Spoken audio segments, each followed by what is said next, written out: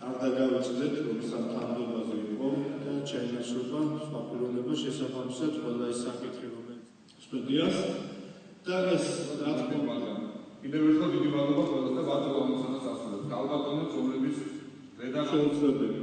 მას შეძლო გამომიცხადეს და შევეცდები რომ ყველანაირად მოვუხადო ბატონ გენერალომ ხელმძღვანელობას მისი დამოკიდებულება მასადაკის როგორც საქმიანობისადმი და პირადი არაერთხელ თანამდებობრივი პირების როტაცია ეს რუტინული, მაგრამ ძალიან მნიშვნელოვანი საკითხი. თითოეული პიროვნება შერჩეული არის საბჭოს მიერ, სადაც კენჭისყრა ხდება დახურული მეთოდით.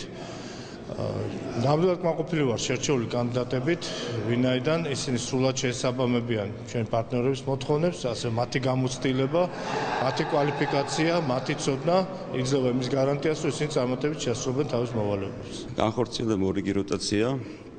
შერჩევის საბჭოს მიერ იქნა არჩეული ორი ახალი ხელმძღვანელი ორ დეპარტამენტში ძალიან მნიშვნელოვან დეპარტამენტებში ეს არის ერთი J5 და მეორე ლოჯისტიკის სარდლობა მე ორივე ახალ ხელმძღვანელს ძალიან წარმატებას უსურვებ მათ მომავალ საქმიანობაში უნდა აღვნიშნო რომ ძველი ხელმძღვანელები აღნიშნული დეპარტამენტებისა გადანაცვლებიან ასევე ძალიან მნიშვნელოვან თანამდებობებზე და მათ აუცილებლად იქნება გამოყენებული მათი გამოცდილება და განათლება ახალი მიმართულებით. დიდი მადლობა მინდა მოვუხადო თავდაცვის სამინისტროსა და გენერალური შტაბის ხელმძღვანელობას ასე დიდი ნდობისათვის, რომელიც შემსმენელს იქნა გამოცხადებული. დაგეგმილია ძალიანად ლოგისტიკის სისტემის ტრანსფორმაცია, სადაც ერთ-ერთი მთავარი რგოლი, ერთ-ერთი შემადგენელი ნაწილი არის ლოგისტიკის სარდლობა და ჩვენი მთავარი მიზანია და გენერალური შტაბის მთავარი მიზანი, თავდაცვის სამინისტროს მთავარი მიზანია, რომ ეს სისტემა მუშაობდეს გამართულად და მათ შორის ლოგისტიკის სარდლობის